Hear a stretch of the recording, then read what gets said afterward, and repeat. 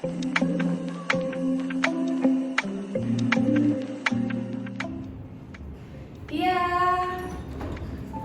Waalaikumsalam, silakan masuk. Ya Allah, silakan masuk. Silakan tidur di sana.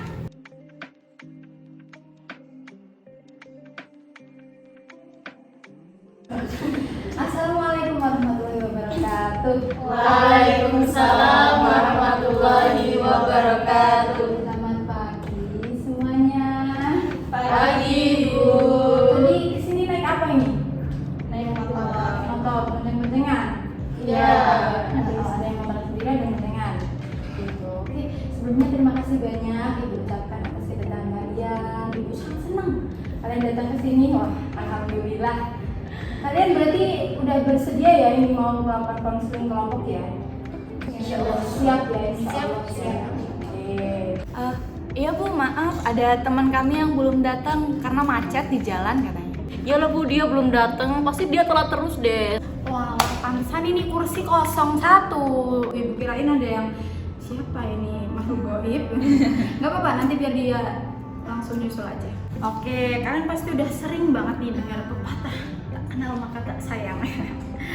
Karena kalian ini dari prodi yang beda-beda ya, masih di FDK tapi berbeda prodi. Jadi ada baiknya nih kita di awal sesi ini saling mengenal biar nanti lebih enak ceritanya. Ibu awali dulu ya, kalian bisa panggil Ibu Lulu. Atau kalau kelihatan masih muda gini boleh dipanggil Mbak aja nggak apa-apa. Kita mulai dari yang sebelah sini. Halo teman-teman, halo Ibu. Perkenalkan ya, nama saya Sylvie. Saya dari prodi KPI, asalnya dari Pekalongan. Oke, next. Halo teman-teman, halo Ibu. Perkenalkan, nama saya Febri. Saya dari jurusan BKI angkatan 21 dari Pekanbaru. Halo teman-teman, halo Ibu. Perkenalkan nama saya Marcelia Rama Permata. Saya dari prodi BKI angkatan 21 juga. Terus saya asalnya dari Klaten. Halo Ibu, teman-teman semuanya. Kenalin, nama aku Rida. Aku dari prodi PMI angkatan 21, asalnya dari Riau. Oke, udah kenalan ya, udah saling kenal ya. Nanti kalau di luar ketemu di parkiran, di jalan bisa saling nyapa. Oke. Nah, di sini kan kita mau melakukan bimbingan kelompok nih. Sebelumnya, Ibu mau tanya nih sama teman-teman semuanya. Ada nggak yang udah tahu atau udah searching duluan sebelum masuk ke sini tentang bimbingan kelompok? Ada yang bisa bantu jawab? Saya Bu, gini kan saya kan dari KPI juga belum tahu tentang lebih lanjut gitu loh tentang bimbingan kelompok. Saya juga masih dasar, masih pengetahuannya belum sampai ya mbak-mbak ini ya yang udah BKI langsung. Ya menurut saya itu bimbingan kelompok itu bagaimana cara kita untuk membimbing mereka yang mempunyai masalah untuk menyelesaikan masalah mereka itu. Oke, good sekali Mbak Silvi. Coba dari teman-teman yang lain ada pendapat? Saya Bu, jadi bimbingan kelompok tuh bimbingan yang dilakukan secara bersama-sama seperti ini. Nah nanti kan dari kita saling men-sharing, saling menceritakan masalah masing-masing sehingga nanti kita bisa menemukan jalan keluarnya secara bareng-bareng gitu. Oke, bagus. Ada lagi? Mau menambahkan mungkin? Saya mungkin Bu, yang pernah saya dengar gitu, kalau bimbingan kelompok itu berkelompok dan dari teman kelompoknya itu juga yang memberikan saran sehingga menjadi suatu penyelesaian masalah dari temannya. Oke. Yang dari BKI nih? Terus kalau dari saya bimbingan kelompok itu ya memang dilakukan secara kelompok bareng-bareng. Terus nanti penyelesaian masalahnya itu ditentuin dulu masalah yang bakal diceritain jadi topik pembahasan itu apa. Baru nanti diambil sisi baiknya, solusi yang terbaik itu apa. Oke, apa yang udah teman-teman utarakan tadi itu benar tentang bimbingan kelompok. Jadi ada suatu kegiatan bimbingan yang dilakukan secara bareng-bareng. Tujuannya untuk apa? Untuk supaya kita ini semua anggota dari bimbingan kelompok ini bisa mengutarakan apa yang ada di hatinya, apa pendapatnya, ide, gagasan dan semuanya. Dan juga sebagai suatu sarana untuk bisa berlatih berbicara di depan banyak orang. Dan yang paling penting ini adalah untuk menyelesaikan problemnya, ya, mendapatkan solusi atas permasalahan permasalahan yang dia punya. Gitu. Sebelum kita masuk ke sesi bimbingan konseling nih, Ibu akan menjelaskan beberapa asas-asas yang ada dalam bimbingan kelompok ini. Jadi dalam suatu bimbingan kelompok itu ada beberapa asas. Di antaranya itu ada asas kerahasiaan, kemudian juga ada asas keterbukaan. Asas kerahasiaan itu apa? Seperti namanya asas rahasia. Ya berarti bimbingan kelompok ini sifatnya adalah rahasia. Kita di sini saling menjaga rahasia satu sama lain. Apa yang ada di sini ya sudah cukup selesai sampai di sini. Tidak perlu ditunggu di luar sana. Kemudian ada asas keterbukaan. Jadi di sini kita sifatnya terbuka saja ya satu sama lain, saling percaya. Karena tadi sudah ada asas kerahasiaan. Jadi insya Allah apa yang kita utarakan di sini akan tetap terjaga. Jadi feel free untuk menceritakan, mengungkapkan apa yang kalian rasakan. Gitu. Baik. Bisa dimengerti ya? Bisa. Oke teman-teman, sebelum kita masuk ke sesi konselingnya, supaya dikasih kemudahan sama yang di atas, alangkah baiknya kita berdoa terlebih dahulu. Oke? Berdoa menurut keyakinan, kepercayaan masing-masing. Berdoa mulai.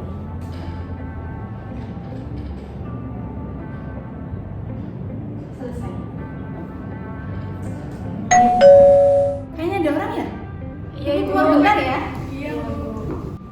Iya. Maaf Bu telat. Ayo dari mana? Kesiangan, Bu. Ya udah nggak apa-apa. Masuk. Ini dengan Mbak siapa? Tadi belum kenalan. Perkenalkan nama saya Putri Nurflovi. Iya. Dari prodi apa Mbak? PKI, Bu. Angkatan 21. 21. Oke, sama semua berarti ya. Iya. Nah, tadi Ibu sama teman-teman ini udah ngebahas apa sih bimbingan konseling, terus kemudian ada tujuan dan asas-asasnya. Kamu berhubung datangnya agak sedikit terlambat, jadi langsung mengikuti aja ya. Iya. Gak apa-apa? Gak apa-apa. Oke. Sebelum kita masuk ke sesi yang mungkin sedikit menegangkan, biar nggak tegang-tegang amat, kita games dulu sebentar ya. Iya. Ibu ada games sedikit nih. Kita belajar menghitung, bukan belajar menghitung sih. Tapi nanti kita akan menghitung. Kemudian di setiap kelipatan 3 itu diganti pakai door. Misalnya 1, 2, door, 4, 5, door, 7, 8, door. Oke, paham? Paham. Bisa kita coba? Bisa. Oke, kita semua ya mendengar gini ya. Ibu akan ikut dari siapa nih? Mulai dari siapa? Ibu mau nanya dulu. Jadi nanti terus ngalir tapi cepat gitu. Iya, semakin cepat ntar kalau ada yang salah kita suruh apa nih? Pasti ada hukumannya dong. Oke, ada lagi yang mau bertanya? Gak ada Ibu. Oke, siap, kita mulai aja ya. Dari Ibu ke sini. Bisa? Oke. 1, 2, Dor. 4, 5, dor. 7, 8, Dor. 10, 11, dor. 13, 14, Dor. 16, 17, 18.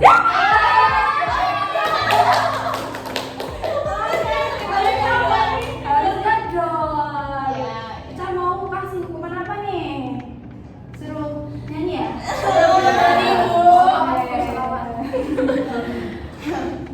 Kita dengarkan suara. Oh, ini nggak usah. Aku nyanyi apa? Nyanyi apa? Nyanyi terserah kamu.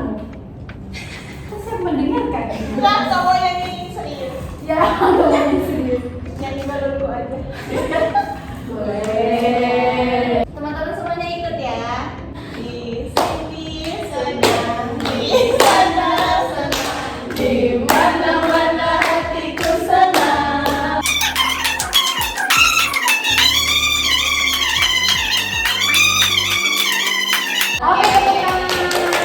Oke, gimana nih sekarang perasaannya? Udah lebih fresh? Sudah siap berarti ya mau bimbingan kelompok? Siap. Oke.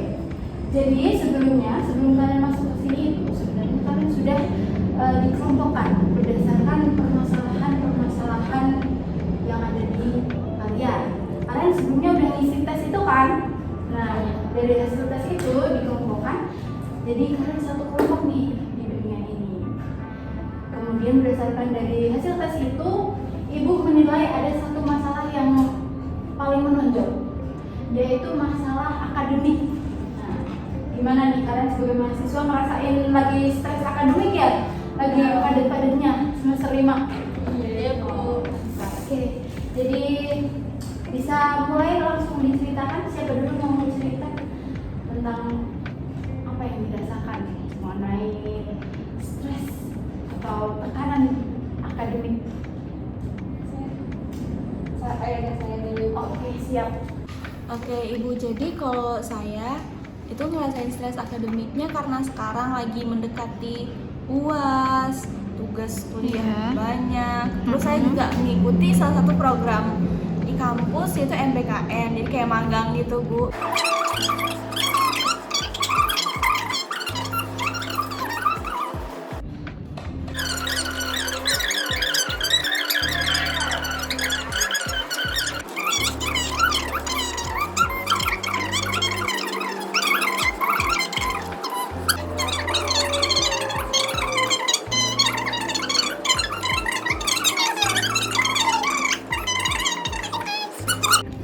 Kalau saya tuh ini Bu, jadi kan saya kuliahnya itu laju, ya lah perjalanannya itu lumayan lama 1 jam. Jadi saya itu kecapean kalau udah sampai rumah, jadi ngerjain tugas tuh jadi berantakan. Terus sama saya tuh suka terlambat datang, kesiangan gitu karena kecapean Bu. Jadi itu mengganggu saya di perkuliahan.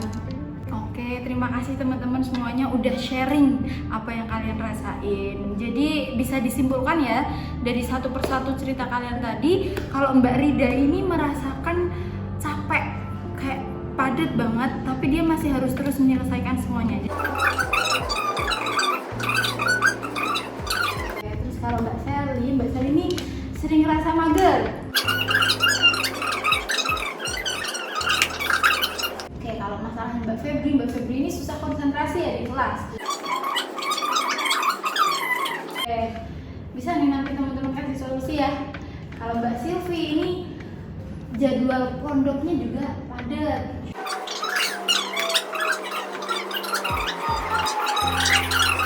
Oke, kalau Mbak Putri ini sering merasa waktunya itu terbuang banyak di perjalanan gitu ya.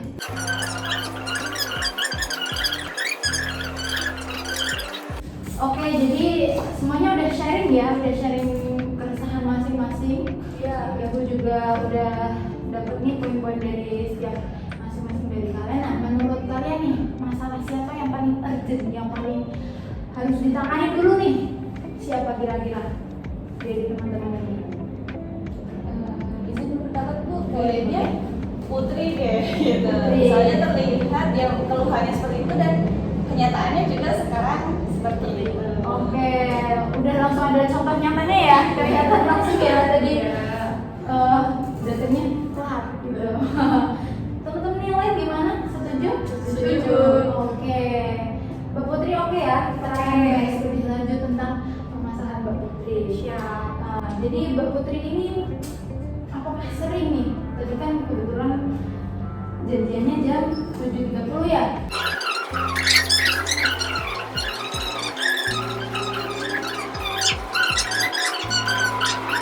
Saya mau tanya dulu ya. Tadi kan udah nyebutin masalahnya ya Mbak Putri. Terus apakah ada faktor lain yang menyebabkan Mbak Putri terlambat? Terus juga tadi kan Mbak Putri menyebutkan kalau datangnya ke rumah itu kemalaman pasti terlambat. Tapi kalau nggak kemalaman pasti ke kuliahnya nggak terlambat. Apakah itu pasti ke kuliahnya nggak terlambat? Ya nggak pasti sih, sebenarnya ada beberapa faktor lain juga. Karena kalau pagi itu saya tuh kadang bantuin ortu dulu, ya nyapu, cuci baju, cuci piring, masak gitu. Terus ya itu macet juga kadang di perjalanan itu. Kalau kuliahnya pagi itu kan barengan sama jam kerja, jadi jalanan itu sangat macet padat gitu. Kalau dosennya ini tetap boleh masuk gitu kalau terlambat sejam gitu? Itu tergantung dosennya sih, kadang ada yang ngizinin, kadang juga ada yang enggak gitu. Berarti Mbak Putri pernah di luar Pernah. pernah? Oke, teman-teman semua kan udah denger nih langsung dari Mbak Putri apa yang dia rasakan. Ibu mau tanya nih, dari teman-teman ada nggak kira-kira kira-kira solusi yang bisa diberikan untuk Mbak Putri supaya Mbak Putri nggak lagi nih merasa capek, kemudian nggak telat-telat lagi di kampus gitu. Ada nggak solusi dari kalian? Saya izin ya Bu. Boleh, Tentang masalahnya Mbak Putri tadi. Tapi ini yang bahas tentang yang hari ini kenapa telat itu kan karena kemarin pulangnya kemalaman gitu kan. Nah, kalau saran dari saya itu Mbak Putri menjadwalkan jam pulang. Jadi misalkan jam 9 itu harus pulang, harus istirahat ya, maka sebelum jam 9 itu diusahakan udah sampai rumah duluan gitu Mbak. Jadi jangan dipaksain, oh nanti nggak apa-apa deh sekali ini toh, no. Takutnya nanti juga jadi keterusan gitu, Mbak. Terus juga tadi ada permasalahan yang kayak bantu orang tua ya. Kalau misal solusi dari saya itu kayak kita tuh ngomong sama ibu kalau misalnya gimana kalau pekerjaan rumah itu kayak kita tuh bagi tugas aja, nggak semuanya kamu harus ngerjain, soalnya kan kamu ada tanggungan juga, kamu kuliah. Takutnya dari permasalahan itu malah nanti kuliah kamu terbengkalai, memang tugas rumah terselesaikan, cuman kuliah kamu yang jadi keteteran. Kayak gimana Mbak Putri, ada saran dari teman-teman bisa diterima? Sangat bisa, akan saya coba. Nah, bisa dicoba ya. Kalau pagi, kalau misalnya ibunya, bapaknya ngasih tugas rumah, bilang aja, Bu, aku ada kelas jam segini, nanti aku selesaiin kalau udah pulang dari kampus gitu. Dan juga itu tadi kasih jam pulang. Jadi kalau udah waktunya kamu pulang ya udah, gak usah ditunda-tunda karena takutnya besok kamu datang ke kampusnya terlambat lagi. Iya. Dicoba ya. Iya. Oke. Hari ini kita sudah menyelesaikan nih salah satu permasalahan dari teman kita, dari Mbak Putri. Mungkin next kita bisa bahas dari teman-teman yang lain. Ya, waktunya juga sudah habis. Kita tutup untuk sesi bimbingan kelompok ini. Oke? Oke. Terima kasih banyak atas ketersediaan kalian, atas kepercayaan kalian. Kalian bisa mengungkapkan apa yang kalian rasakan, dan ingat tadi ada asas kerahasiaan ya, kalau apapun yang sudah kita utarakan di sini tidak perlu dibawa keluar. Baik. Nah, sebelum kita akhiri, mari kita berdoa terlebih dahulu. Berdoa mulai. Berdoa selesai. Terima kasih. Silakan melanjutkan aktivitas kalian. Yang mau kuliah lagi silakan, mau jajan silakan. Hati-hati di jalan ya. Jangan lupa jaga kesehatan. Jangan lupa makan karena